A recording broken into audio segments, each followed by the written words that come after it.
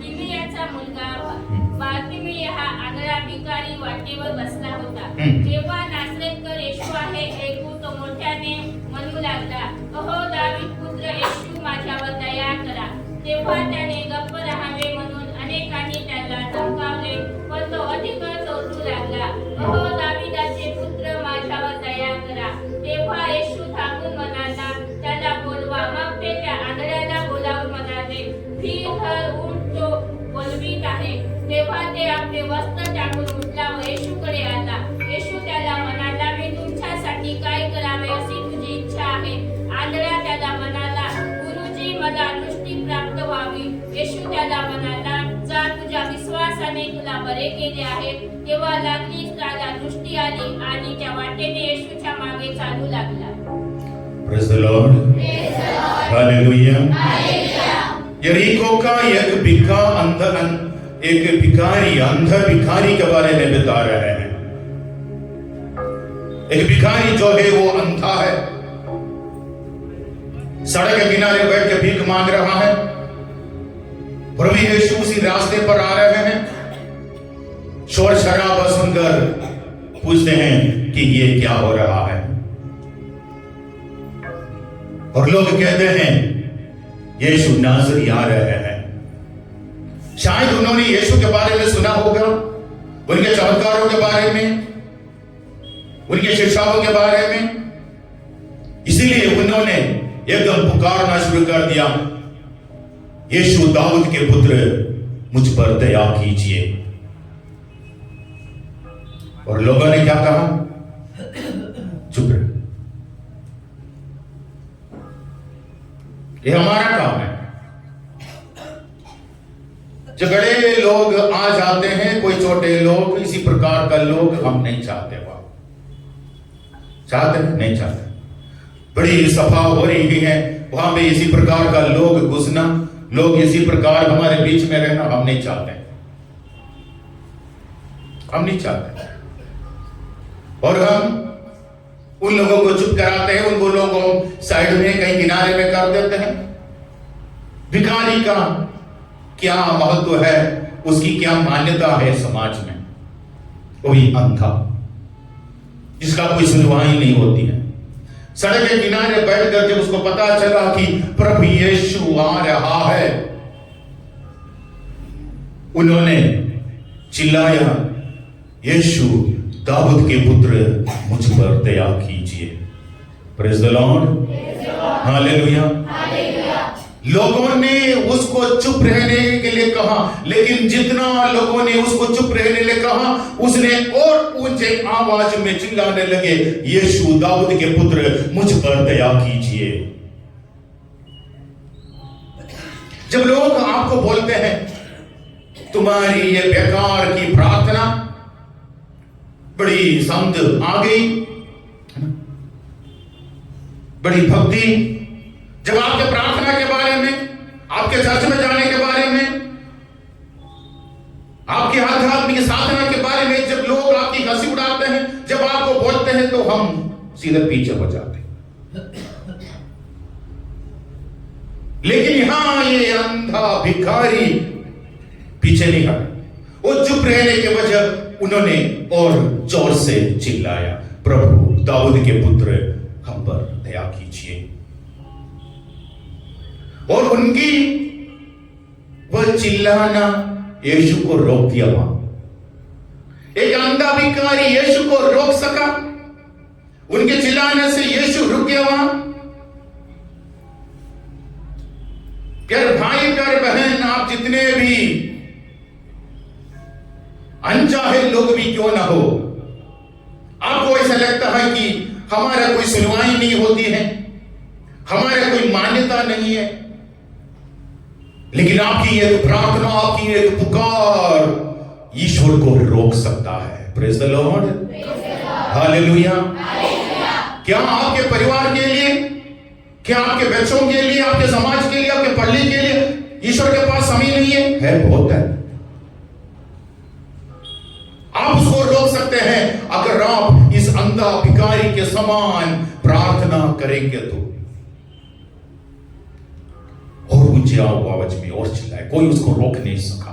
और प्रभु यीशु बोलते हैं, जिन लोगों ने उसको चुप करने के लिए बोला था, उन लोगों को बोला, जाओ तुम उसको लेके आ जाओ, उसे मेरे पास ले आओ। देख, कई लोगों को प्रभु को देखने का तक मौका नहीं मिला, कई लोगों को सुनने के लिए मौका नहीं मिला, लेकिन यहां यीशु उन लोगों को बताते हैं, तुम उसको लेकर आओ मेरे पास। लाने के बाद यीशु बड़ी नम्रता से पूछते हैं। ईश्वर लोगों के सामने, मनुष्य के सामने नम्र होकर पूछ रहा है, मैं आपके लिए क्या कर सकता हूं? What can I do for you? मैं आपके लिए क्या कर सकता हूं? Praise the Lord. हालेलुया। कौन पूछ रहा है? ईश्वर पूछ रहा है। किससे पूछ रहा है? सृष्टिकर्ता एक सृष्टि को पूछ रहा है कि मैं आपके लिए क्या कर सकता हूं। प्यारे भाई प्यारे बहन, रोज जब आप ईश्वर के चरणों में आ जाते हैं, ईश्वर आपसे यही पूछते हैं, प्यारे बहन मैं आपके लिए क्या कर सकता हूं? प्यारे भाई मैं आपके लिए क्या कर सकता हूं? आपका नाम लेकर आपको पुकारते हुए आपसे पूछते हैं कि मैं आपके लिए क्या कर सकता हूं। Praise the lord, hallelujah. कुछ लोग मिसिंग हैं, नाश्ते के बाद सब गायब, ऐसे तो नहीं? तो फिर खाने के बाद क्या होगा? Praise the lord, hallelujah. और ये अंधा भिखारी बोलते हैं, प्रभु मैं फिर से देख सकूं, मुझे और कुछ नहीं चाहिए जिंदगी में, मुझे धन नहीं चाहिए, संपत्ति नहीं चाहिए, पैसा नहीं चाहिए, मुझे आराम की जिंदगी नहीं, बल्कि मुझे फिर से देखना है। I want to see God, मुझे ईश्वर को देखना है। उसके लिए मुझे दृष्टि चाहिए, मुझे रोशनी चाहिए, मुझे आंखें दे दो। मैंने क्या बोला? क्या पूछना चाहिए आपको मालूम होना चाहिए, है ना? क्या मांगना है ये आपको मालूम होना चाहिए। मुझे फिर से देखना है। वो अंधा भिखारी चाहिए तो अपनी जिंदगी के लिए कुछ ना कुछ मांग सकता था, लेकिन उन्होंने नहीं मांगा। राजा सुलेमान ने जब प्रज्ञा के लिए प्रार्थना किया, ईश्वर सुलेमान से पूछते हैं, जो ही तुमने प्रज्ञा के लिए वरदान मांगे, प्रज्ञा के लिए तुमने प्रार्थना की, प्रज्ञा में दे रहा हूं, लेकिन प्रज्ञा के साथ इस दुनिया के किसी भी राजा को अब तक नहीं था और नहीं होगा उतनी धन, उतनी संपत्ति, उतनी उनकी नाम बहुत दिया है ईश्वर। आज तक ना किसी राजा को हुआ है, ना कोई राजा तुम्हारे जैसे होगा। देख, किसके लिए प्रार्थना किया था? प्रज्ञा के लिए, विजडम। ईश्वर ने इतना दिया है उसको, धन, संपत्ति, सब कुछ, हर चीज में आगे था। सुलेमान के जैसे न कोई राजा हुआ है और ना होगा। Praise the lord, hallelujah. मालूम होना चाहिए कि हमें क्या पूछना चाहिए ईश्वर से। आध्यात्मिक वरदान के लिए कोई नहीं मांगते हैं, कोई नहीं पूछते हैं, सबके लिए भौतिक, सभी लोगों के लिए बस वही, मैं फिर से देख सकूं। और धर्म ग्रंथ कहते हैं उन्होंने उसके पीछे हो लिया। जाओ, तुम्हारे विश्वास ने तुम्हारा उद्धार किया। उसी क्षण उसकी दृष्टि लौट आई और वो मार्ग में ईसा के पीछे हो लिया। ईश्वर चंगाई क्यों दे रहा है? घर बैठने के लिए नहीं, उनके लिए मेहनत करने के लिए। ईश्वर ने जो भी आपको किया है उसको 4 लोगों को बताने के लिए, ईश्वर की अगुवाई करने के लिए, ईश्वर के पीछे होने के लिए, ईश्वर आपको इसी प्रकार का वरदान देते हैं, चंगाई देते हैं, ईश्वर के पीछे होने के लिए, ईश्वर के मार्ग पर चलने के लिए। इसी प्रकार एक और बात है, मत्ती का सुसमाचार अध्याय 11 पद संख्या 1 से लेकर 4 तक पढ़िए। पहले आप मराठी में पढ़िए, उसके बाद हिंदी में सुनेंगे। मग असे झाले की तेथून आपल्या 12 शिष्यांना आज्ञा सांगण्याचे समाप्त केल्यावर ते तेथून त्यांच्या नगरात शिकवावयास व उपदेश करावयास गेला। योहान बंदीशाळेत असताना त्याने ख्रिस्ताच्या कृत्याविषयी ऐकून आपल्या लूकस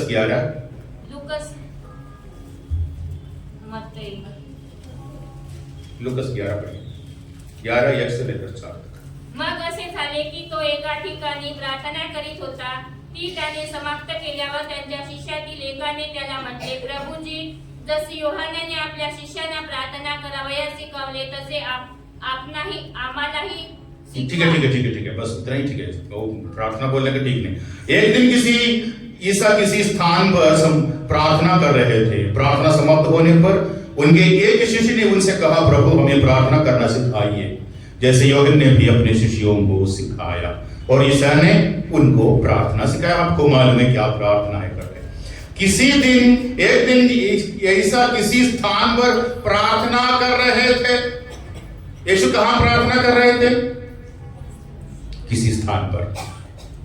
उस जमाने में आज के जैसे मंदिर, आज के जैसे इसी प्रकार का कोई चर्च नहीं था। सिर्फ एक ही मंदिर, यरूशलेम मंदिर, जहां बलि चढ़ाते हैं। और यहां प्रभु यीशु किसी स्थान पर, प्रभु को प्रार्थना करने के लिए कोई जगह नहीं था। वो कभी भी कहीं पर भी प्रार्थना कर सकते थे। Praise the lord, hallelujah. प्रभु यीशु की विशेषता यह है कि वो कभी भी कहीं पर भी प्रार्थना कर सकते थे। उनका जगह कहां है? कहीं निर्जन स्थान पर, कभी पहाड़ी पर, है ना, कहीं पर कोई निर्जन स्थान में, कहीं पर भी वो प्रार्थना कर सकते थे, खुले जगह में। यहां हमारे लिए इतना अच्छा पढ़ली, इतने अच्छे चर्च, सुंदर, इतने सुंदर चर्च हैं, पंखे लगे हुए हैं, पर्दे लगे हुए हैं, हवा मिल रहा है, टाइल्स लगा हुआ है, बैठने के लिए पूरी सुविधा दी गई, फिर भी हम प्रार्थना नहीं कर पा रहे हैं। लेकिन प्रभु यीशु ऐसे खुले जगह में, एकांत में, कभी दिन भर, कभी रात में, रात भर प्रार्थना अपने पिता से लीन होकर। कितनी बड़ी बात है। किसी एकांत स्थान में प्रार्थना कर रहे थे। और प्रार्थना समाप्त होने पर शिष्यों ने जाकर उनसे आग्रह किया, उनको बोला कि हमें भी प्रार्थना करना सिखाइए। यानी शिष्यों ने इंतजार किया उनकी प्रार्थना समाप्त होने के लिए। शिष्यों ने देखा प्रभु को प्रार्थना करते हुए, और यीशु की प्रार्थना इतनी सुंदर थी, जिसको देखे शिष्यों को लगा कि हमें भी इसी प्रकार प्रार्थना करना चाहिए। Praise the lord, hallelujah. प्यारे भाई, प्यारे बहन, प्यारे माता पिताओं, कितने सालों से हम लोग प्रार्थना कर रहे हैं। कभी हमारी प्रार्थना को देखते हुए किसी को लगा कि हमें भी इसी प्रकार प्रार्थना करना चाहिए।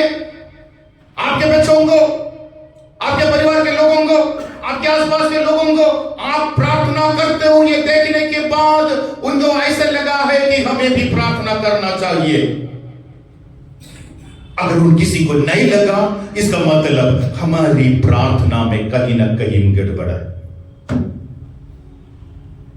सही नहीं है हमारी प्रार्थना। प्रभु के प्रार्थना को देखते हुए शिष्यों को इतनी सुंदर, जब आप अपने बच्चों के सामने इसी प्रकार प्रार्थना करोगे, एक पुरोहित को प्रार्थना करते हुए जब लोग देखेंगे तो लोगों को इच्छा बढ़ेगा। मुझे याद है कुछ कुछ साल पहले जब मैं नागपुर में था बिशप हाउस में, हर शनिवार को शाम को वहां पे पापसगार संस्कार होती थी और फादर लोग बैठ जाते थे, और हर शनिवार को लोगों की बड़ी लाइन, अलग अलग जगहों पर बैठते, ऐसे नहीं कि एक ही फादर, अलग अलग फादर लोग, और सब फादर लोगों के सामने इतनी बड़ी लंबी लाइन भी रहती। और सच बता रहा प्यारे भाई प्यारे बहन, मैं उस लाइन में लग जाता था हर शनिवार को पाप स्वीकार करने के लिए। एक फादर को पब्लिक लोगों के साथ पाप स्वीकार करने के लिए खड़े होते हुए देखकर बाकी लोगों का हौसला बढ़ गया, लोगों को प्रोत्साहन मिलने लगा। सच बता रहा, पाप स्वीकार करने वाले लोगों की संख्या बढ़ गई। Praise the lord, hallelujah. इसी प्रकार प्यारे माता प्यारे पिता, इतने सालों से हम लोग प्रार्थना करते हैं, लेकिन हमारी प्रार्थना को देखे अगर किसी को भी नहीं लगा कि इनके जैसे हमें भी प्रार्थना करना है, कहीं ना कहीं गड़बड़ है। प्रभु की प्रार्थना इतना सुंदर थी, शिष्यों को लगा कि हमें भी प्रार्थना करना चाहिए।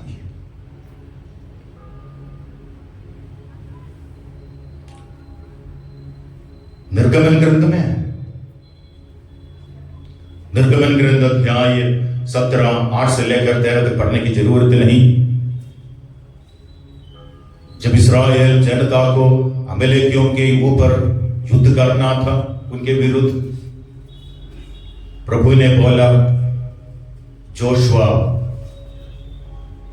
सारे इस्राएल के सेनाओं को ले जाएंगे, और नबी मूसा पहाड़ी पर चढ़कर प्रार्थना करेंगे। और वैसा ही हुआ। जब जोशुआ सैनिकों को लेकर युद्ध में चले गया, मूसा नबी पहाड़ी के ऊपर हारून और हूर के साथ पहाड़ी के ऊपर खड़े होकर, क्या देखने के लिए खड़े होंगे? क्या युद्ध देखने के लिए नहीं, प्रार्थना करने के। दोनों हाथों को ऊपर उठाते हुए, जब कभी नबी मूसा का हाथ ऊपर था, उसी समय इस्राएल जनता विजय होते थे। जब उसका हाथ नीचे हो जाता था, उस समय अमालेकियों का विजय, इस्राएल हारना शुरू हो गया। जब हारून ने देखा ऐसा नहीं चलेगा, उसने क्या कर दिया? हारून और हूर ने बड़ा सा एक पत्थर लुटका के मूसा नबी को उस पर बिठा दिया, और मूसा नबी के एक हाथ को हारून, दूसरे हाथ को हूर ने संभाल लिया। सूर्योदय से लेकर सूर्यास्त तक मूसा नबी का हाथ ऊपर रहा, प्रार्थना करते हुए आखिर ईश्वर ने इस्राएल जनता को विजय दिलाया। Praise the lord, hallelujah. प्यारे भाई प्यारे बहन प्यारे माता पिताओं, अपने परिवार के लिए, अपने बच्चों के लिए इसी प्रकार मूसा नबी के समान घुटने टेककर हाथ फैलाते हुए प्रार्थना करो। ईश्वर की कृपा, ईश्वर की अनुग्रह आपके परिवार में आ जाएगा। प्रार्थना करो, परिवार का माहौल बदल जाएगा। परिवार में ईश्वर के बारे में सुनने के लिए, ईश्वर के बारे में देखने के लिए माहौल बदल जाएगा, और बिगड़ा हुआ बच्चा वापस आएगा। Praise the lord, hallelujah. Musa नबी सूर्योदय से लेकर सूर्यास्त तक हाथ ऊपर रखना बोला तो संभव की बात नहीं है। और हूर और हारून उसको पकड़ने लगे। पकड़ने वालों को भी हाथ दुखता है, सही है? पकड़ने वालों का भी हाथ दुखता है। कब तक ऐसे उठाकर पकड़ेंगे? जिसका हाथ ऊपर है उसको भी दर्द, जो पकड़ रहे हैं उनको भी तकलीफ।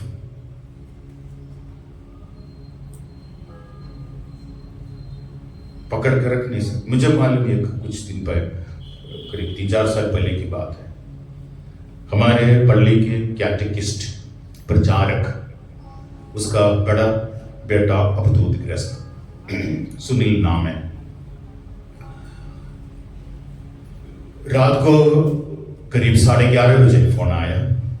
रात को 11:30 बजे, फादर जी बहुत भयंकर तरीके से शैतान आ गया है मेरे बेटे के ऊपर, आप जल्दी आ जाओ। ठंडी का मौसम, रात को 11:30 बजे। और मैं पूछा, उस समय कटक कटक करके बहुत आवाज आ रहा है, ऐसे लग रही कोई पत्थर फोड़ रहा है। मैं पूछा ये आवाज क्या आ रहा है? फादर जी वो दांत पीस रहा है। एक आदमी का दांत पीसने का आवाज, पत्थर फोड़ने का जैसे आवाज।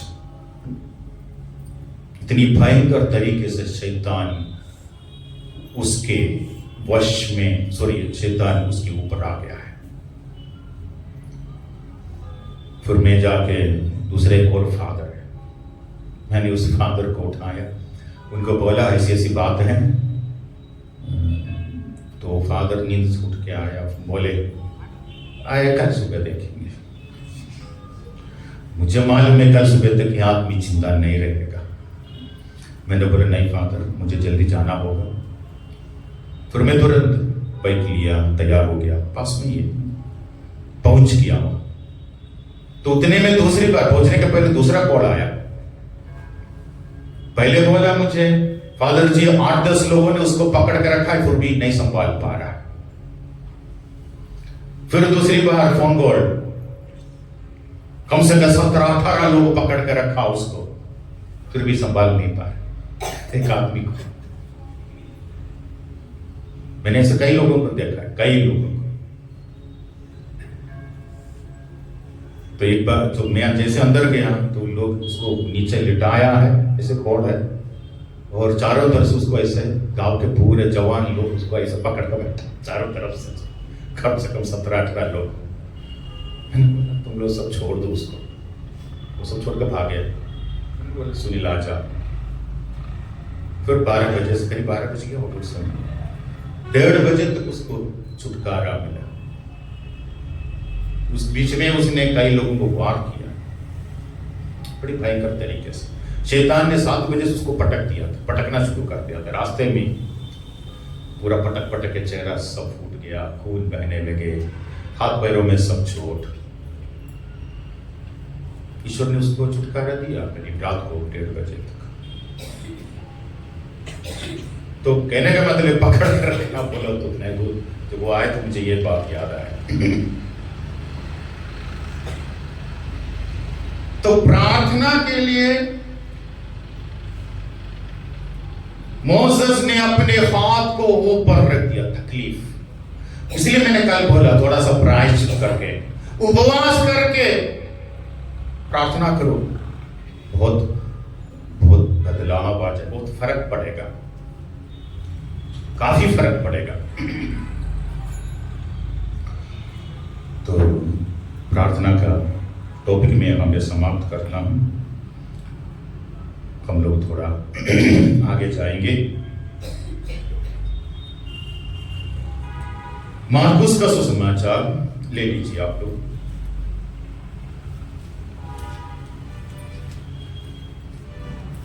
मत्ती का सुसमाचार 21:18 से लेकर 22 तक पढ़िए।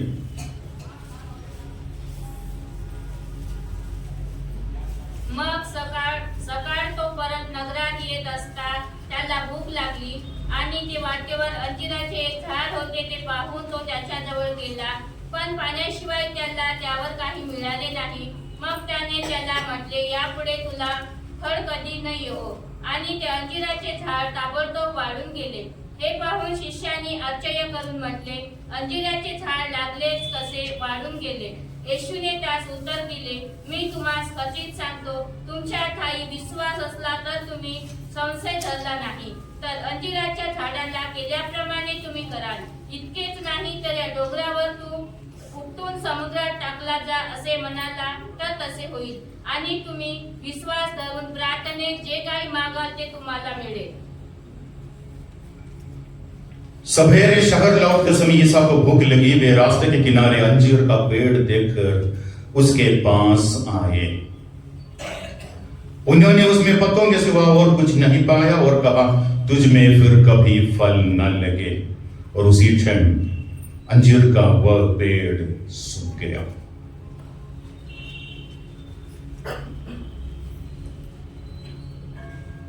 प्रभु यीशु शहर से लौटते समय ही उसको भूख लगी। रास्ते के किनारे अंजीर का पेड़ देखकर उसके पास गए, लेकिन उसे पत्ते के सिवा कुछ नहीं मिला। और मार्कुस का सुसमाचार में यही अंजीर का पेड़ की कहानी है। और मार्कुस कहते हैं वो अंजीर का समय नहीं था। ये बाइबल का भाग कई लोगों को घुमा देते हैं। लोग पूछते हैं और अंजीर का समय नहीं रहा तो फिर क्यों अंजीर खोजने के लिए गया? धर्म ग्रंथ गलत हो सकता है? नहीं। प्रभु यीशु को भूख लगी और वो चला गया अंजीर के पेड़ के पास। दूर से अच्छा है, हरा भरा है। जब पास में गया तो उसको पत्ते के सिवा कुछ नहीं मिला, उसको कोई फल नहीं मिला।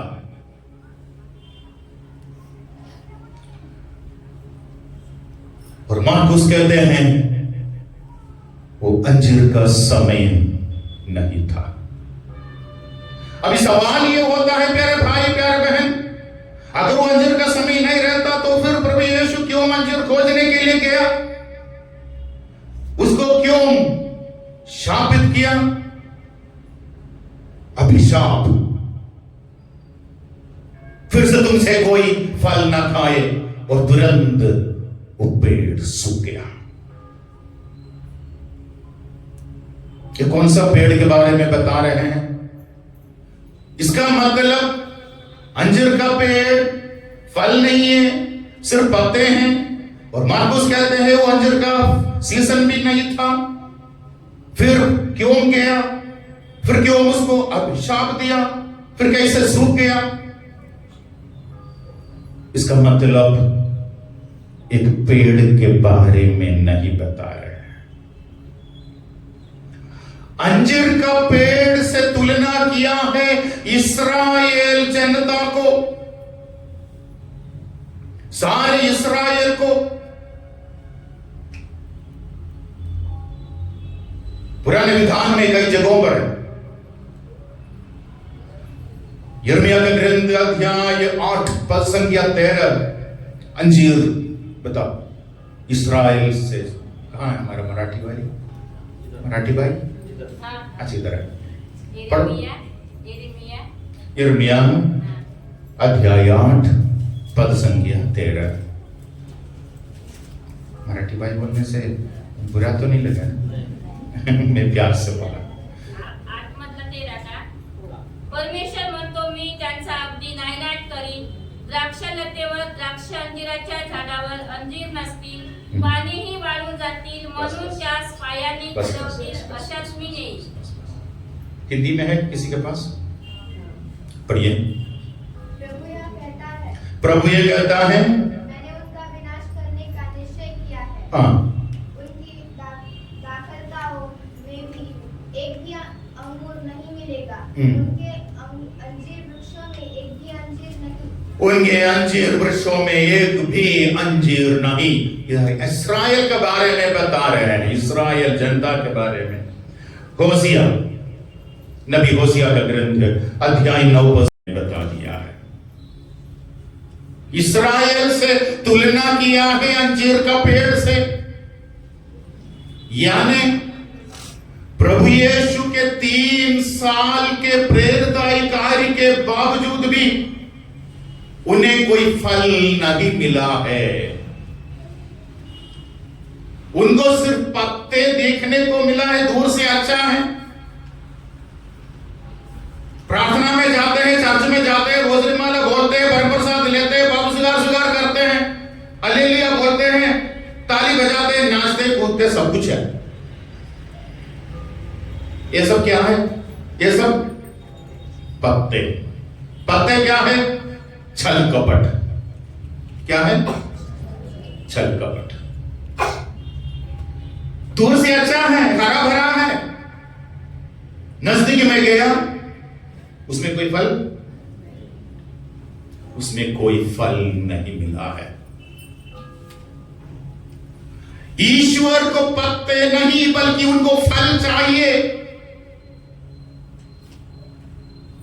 उनको भूख लगी,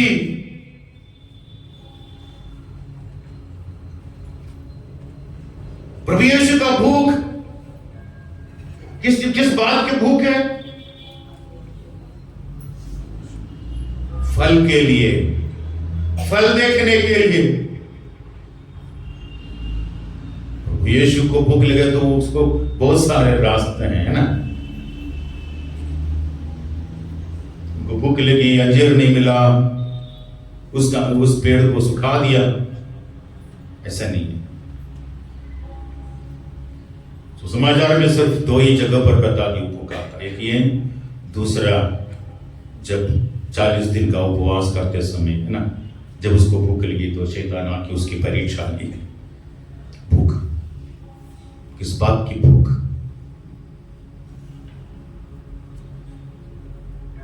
और यहां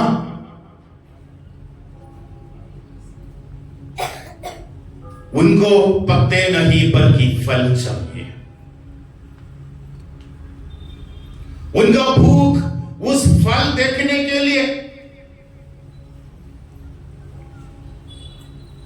इस्राएल में कहीं पर भी उनको कोई फल देखने को नहीं मिला। 3 साल उनके चमत्कार हुए, उन्होंने शिक्षा दी, लेकिन कहीं पर भी कोई फल देखने को नहीं मिल रहा है।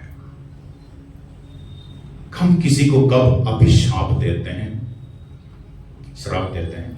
कब? गुस्सा आते समय, दुखी होते समय।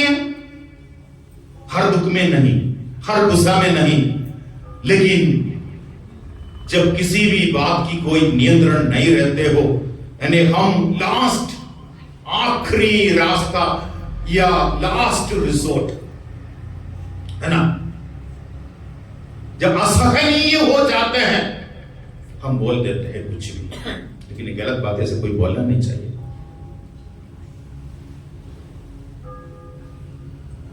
फल नहीं मिल रहा। क्या फल है? ये फल क्या है? गलतियों के नाम संत पौलुस का पत्र अध्याय 5 पद संख्या 22 और 23 में लिखा है। पढ़िए, गलतियों के नाम संत पौलुस का पत्र अध्याय 5 पद संख्या 22।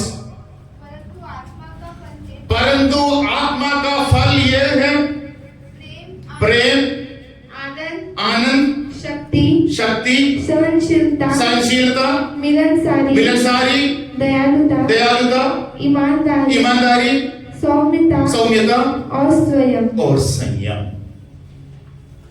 यही ये फल सारे इस्राएल में उनको कहीं देखने को नहीं मिला है। कहीं क्षमा नहीं है, कहीं प्यार नहीं है, कोई संयम नहीं है, कोई सहन शक्ति नहीं है, कहीं प्रेम नहीं है, कुछ नहीं। 3 साल का उनका प्रेरणा ही कार्य। फिर से तुमसे कोई फल न खाए। इस्राएल के ऊपर बीतने वाले उन घटनाओं का प्रवचन दे रहे थे, भविष्यवाणी कर रहे थे प्रभु यीशु। इस्राएल के ऊपर होने वाले उन दुर्घटनाओं का, उन विपत्तियों का भविष्यवाणी प्रभु यीशु पहले से कर रहे हैं। फिर से तुमसे कोई फल न खाए। आपको मालूम है यरूशलेम यहूदियों का सेंटर है, सारे इस्राएल का सेंटर, किस प्रकार यरूशलेम की नष्ट कर दी गई, सर्वनाश हो गया, यरूशलेम मंदिर को पूरा ढा दिया गया ना। AD 70 में रोमा सम्राट आके पूरा तबादला कर दिया। कहने का तात्पर्य प्यारे भाई प्यारे बहन, सिर्फ दिखावे से नहीं होता है, दिखावे से नहीं होता है। देखने में अच्छा है, सुंदर है, पाउडर डाला हुआ है, पोत के रखा है, सब बहुत अच्छा है। क्रिसमस आने दो, काली कोने गोरी कोने पता भी नहीं चलेगा।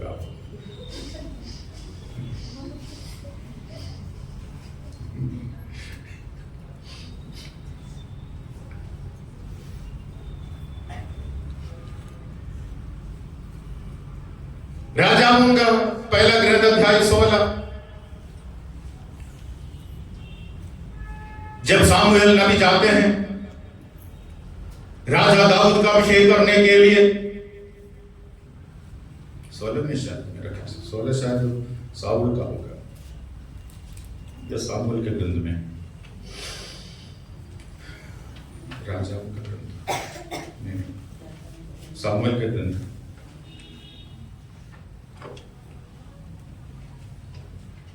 किस प्रकार लोगों को दाऊद का अभिषेक, सामुएल का पहला ग्रंथ 16, सामुएल का पहला।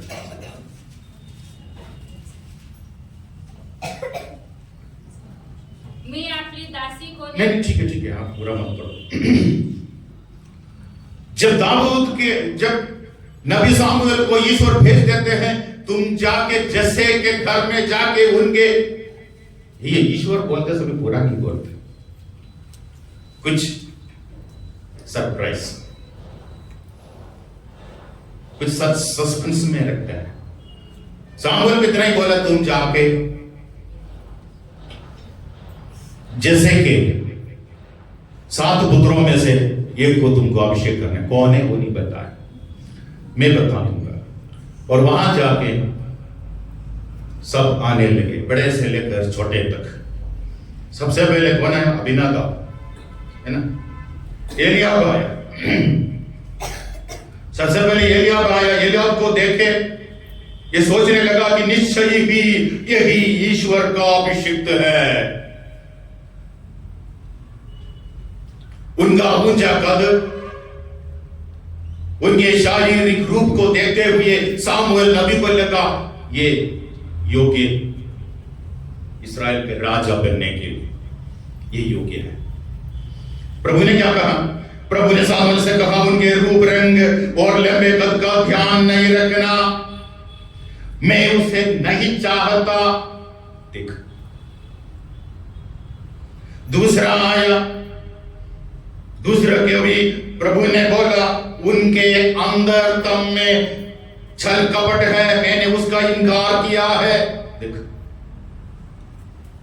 इसी प्रकार तो बीच में कंफ्यूज हो गया। तो प्रभु ईश्वर बोलते हैं मनुष्य की तरह विचार नहीं करना। मनुष्य तो बाहरी रूप रंग देखता है, किंतु प्रभु हृदय देखता है। ईश्वर को चाहिए तुम्हारा हृदय, तुम्हारा पोता हुआ चेहरा नहीं।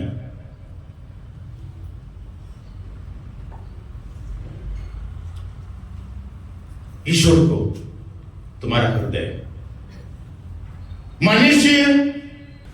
मनुष्य बाहरी तरीके से, चेहरे से वो सुंदर है, ये सुंदर है, उसमें कृपा है, उसमें है, यहाँ सब सही है। प्रार्थना में जाते हैं, अच्छा व्यवहार करते हैं, सब सही है। अंदर क्या है? ईश्वर हृदय भाव से। ईश्वर को चाहिए तुम्हारा हृदय, एक निर्मल हृदय जिसमें इसी प्रकार का फल हो। अबीनादाब आए, एलियाब आए, एक एक पुत्र आए, नहीं मिला। उसके बाद सामुएल पूछे, तुम्हारे पास इतना ही है? नहीं, एक और है। कौन है? सबसे छोटा। कौन है? दाऊद। कहां? वो भेड़ चराने के लिए गया है। वो काम कर रहा है, बाकी सब घर में है। ये काम कर रहा है, वो काम कर रहा है, उसी को बुलाओ। जब तक वो नहीं आएगा हम भोजन भी नहीं करेंगे। उसे बुलाने के लिए भेजा, लड़का आ गया। लड़का का रंग गुलाबी, उसकी आंखें सुंदर और उसका शरीर सुडौल था। ईश्वर ने सामुएल से कहा, उठो, इसका अभिषेक करो, ये वही है। उनके कदुवाला सब कहां गया? अलग अलग रूप रंग वाले सब कहां चले गए? मनुष्य जैसे देखते हैं वैसे ईश्वर नहीं देखते। तुम्हारा शत्रु ईश्वर का शत्रु नहीं है, तुम्हारा मित्र ईश्वर का मित्र भी नहीं है, याद रखो। शायद हम जिसको इतना अनगिनत समझते हैं, ईश्वर की दृष्टि में वो सब मूल्य होगा। इसीलिए प्रभु यीशु कहते हैं,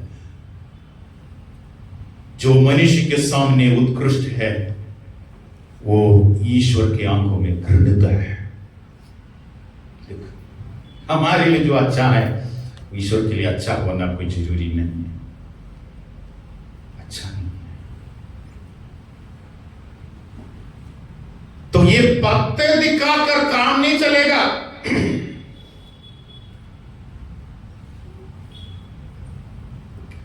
पत्ते से हम नहीं कर सकते। छल कपट दिखावा मनुष्य के सामने अच्छा है, ईश्वर के सामने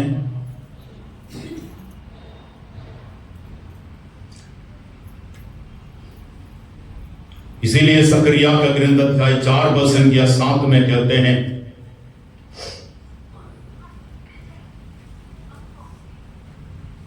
सकरिया का ग्रंथ अध्याय 4 वचन या 7, एक नया मंदिर के बारे में बताते हैं जहां अच्छी सही तरीके से आराधना होगी, गहरी विश्वास, बिना सीमा के प्यार, क्षमा, करुणा सब कुछ हो गई। एक नया जगह के बारे में बता रहे हैं, नया विधान प्रभु यीशु के आगमन के बाद क्या होगा उसके बारे में नबी सकरिया ने भविष्यवाणी की है। अध्याय 4 वचन या 7 में, बोलिए, पढ़िए। मरते का विशाल देह, तू क्या है? हाँ, तू यरूबाबेल के सामने सपाट हो गया, हाँ, जाएगा। तुझमें से किसके बारे में बोल रहे हैं? यरूशलेम मंदिर के बारे में बोल रहे हैं, भविष्यवाणी कर रहे हैं नबी सकरिया। हाँ, तुझसे वो सिरे का पत्थर निकालेगा, तुझसे वो सिरे का पत्थर निकालेगा, द लास्ट स्टोन। हाँ, जिसे देखकर लोग पुकार उठेंगे, लोग पुकार उठेंगे, कितना मनोहर। हाँ, जब वो लास्ट पत्थर, जो आखिरी पत्थर, द लास्ट स्टोन, आखिरी पत्थर कहां रखते हैं? जमीन पर। आखिरी पत्थर ऊपर से नीचे को बनाते हैं या नीचे से ऊपर को बनाते हैं? तो आखिरी पत्थर कहां आएगा? सबसे ऊपर ही आएगा। The last stone will be kept on the top.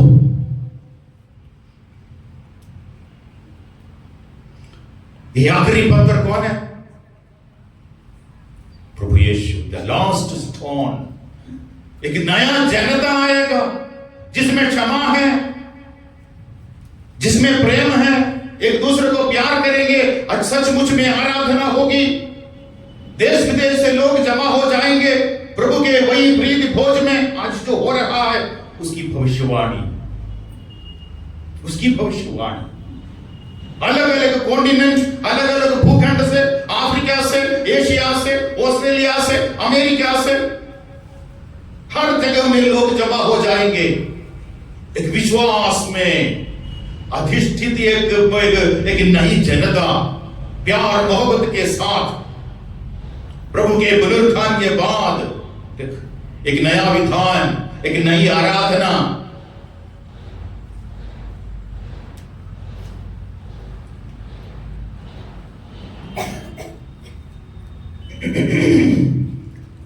तो प्रभु यीशु के भविष्यवाणी के बाद सारे इस्राएल पूरा तबादला हो, सारे इस्राएल नष्ट हो गया। यानी प्रभु की भविष्यवाणी सच निकला है, सच निकला है।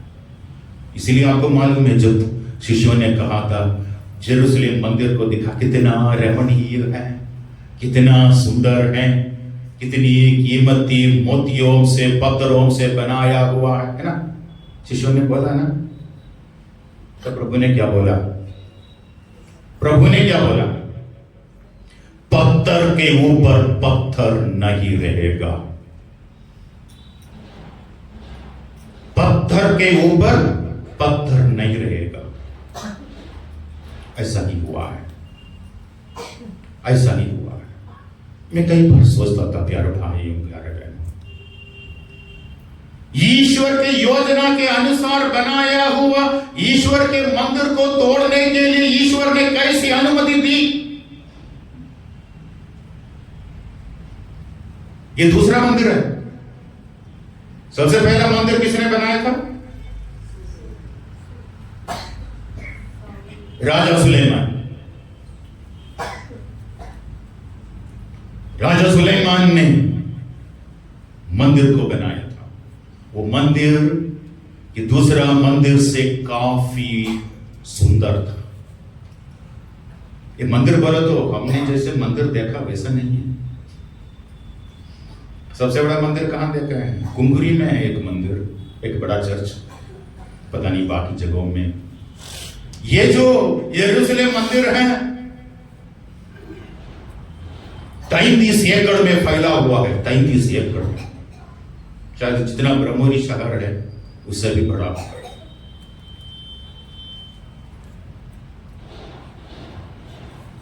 पूरा कीमती मोतियों से, सोने से सजा हुआ राजा सुलेमान ने बनवाया था। लेकिन हमें मालूम है राजा नेबूकदनेस्सर आकर उसको पूरा नष्ट कर दिया। उसके बाद ये दूसरा,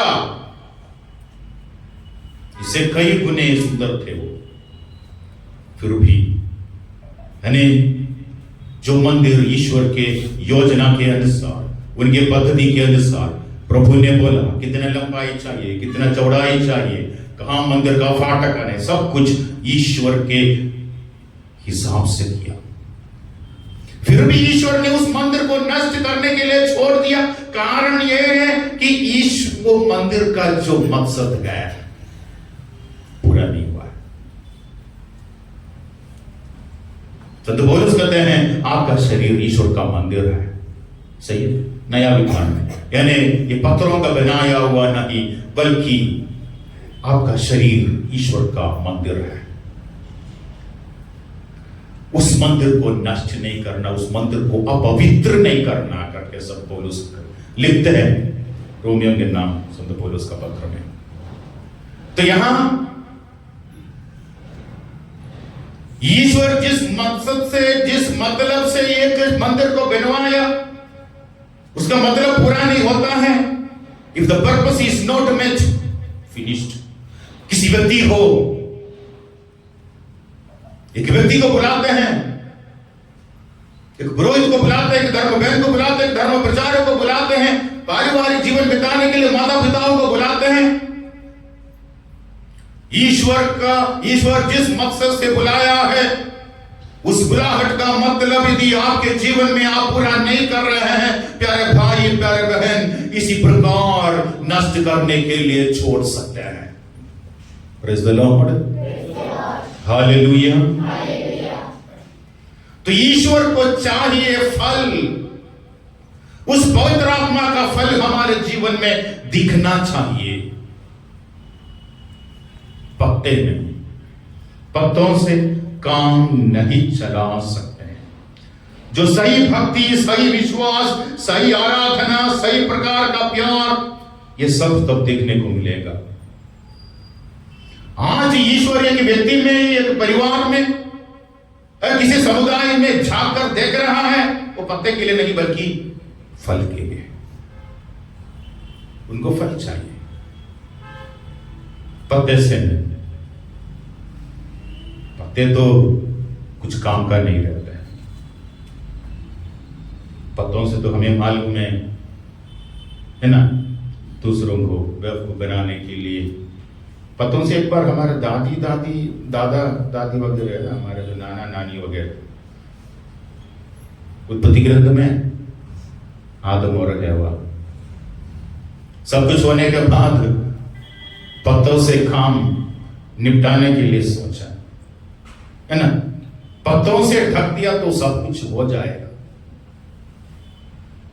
प्रभु ने सीधे एक सवाल पूछा, क्या तुमने उस वृक्ष का फल खाया जिसको मैंने मना किया था? सवाल भी उत्तर है ना, मानने के लिए तैयार है, मानने के लिए तैयार है। उनको ऐसा लगा ये पत्ते से सब कुछ ढक जाएगा, नहीं होगा। छल कपट से कभी भक्ति की तरफ कोई बढ़ नहीं सकता है। Praise the Lord. ईश्वर को आप पहचान नहीं कर पाओगे, ईश्वर से आप कृपा प्राप्त नहीं कर पाओगे जब तक आपके जीवन में फल नहीं है। वो फल घर में जाके फिर से पढ़िए, पवित्र आत्मा का फल, गलातियों के नाम संत पौलुस का पत्र अध्याय 5 पद 22 और 23 में।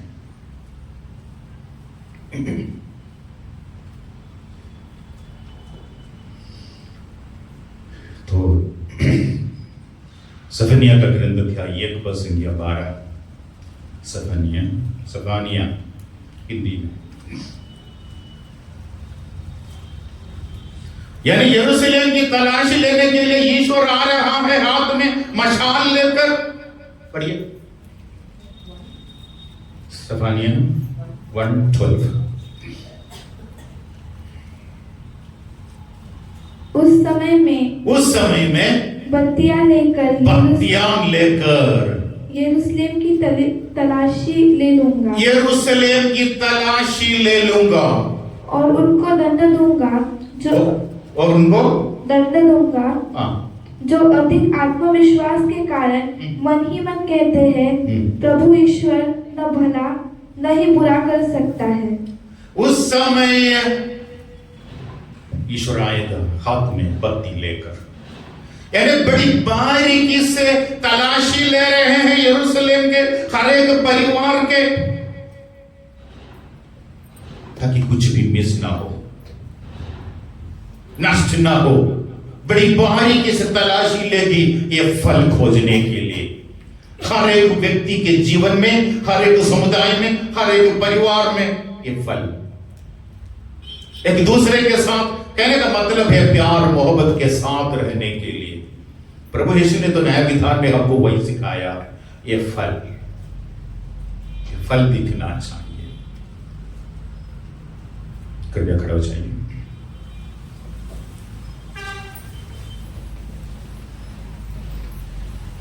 अपनी दोनों आंखों को बंद करके हाथ जोड़ के थोड़ी देर हम ईश्वर से प्रार्थना करें।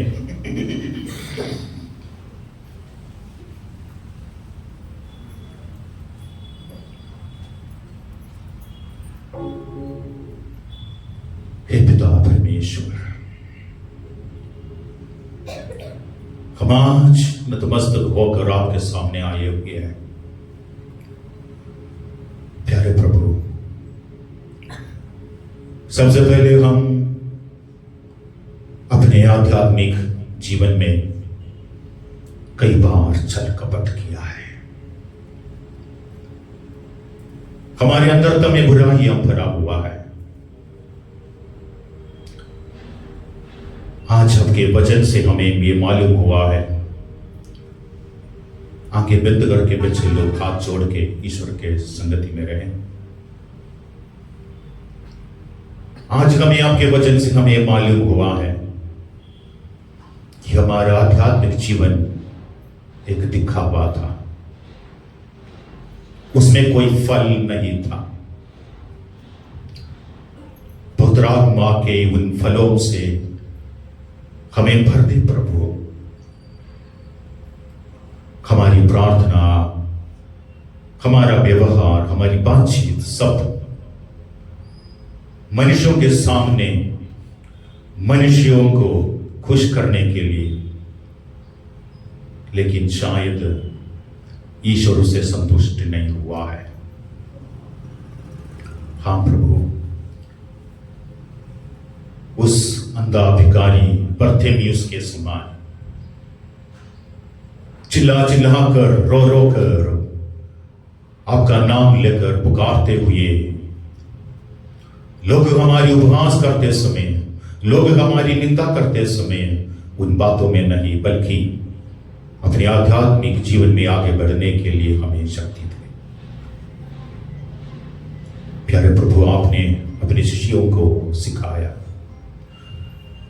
आपकी प्रार्थना इतनी सुंदर थी कि उसको देखते हुए शिष्यों को लगा कि हमें भी प्रार्थना सीखना चाहिए। हाँ प्रभु,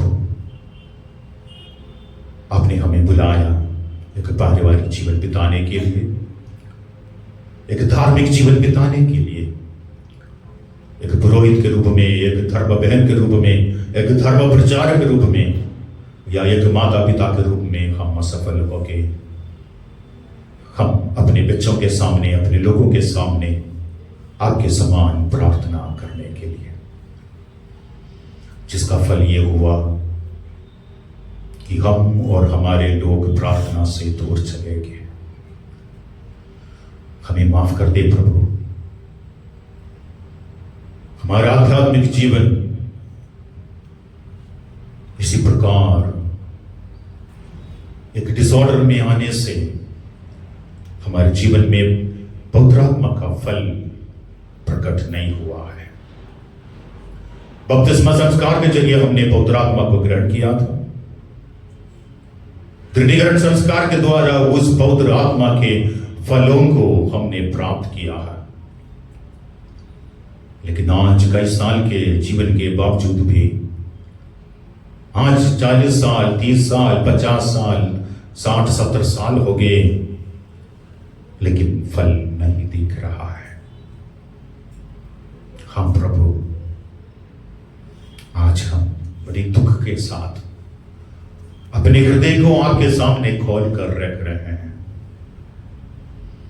हमारे हृदय में आप आने की कृपा करें। आप हमारे हृदय में निवास करें। आपका वही बहुमूल्य शब्द हमारे जीवन में फल उत्पन्न करे। कोई 100 गुना, कोई 60 गुना, कोई 70 गुना।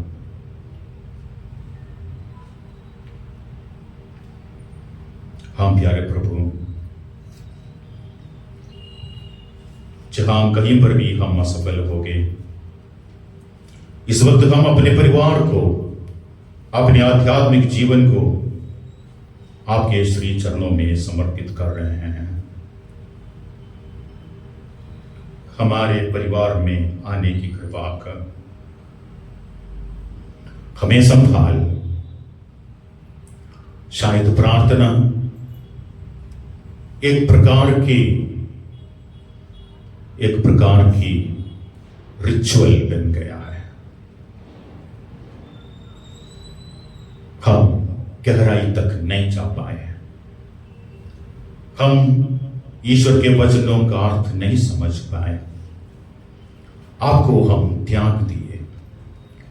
इसलिए प्रभु, हम सबों के दिल में आप रहकर हमारी अगुवाई करें और हमारा मार्गदर्शन करें।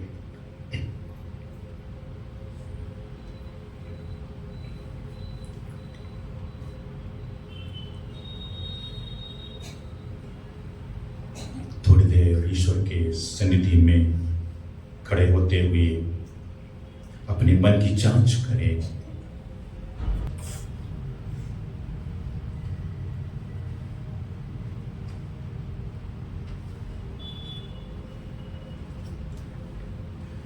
तू शीतल जलधारा, मैं हूं प्यासी हिरणी। बोलिए सब लोग।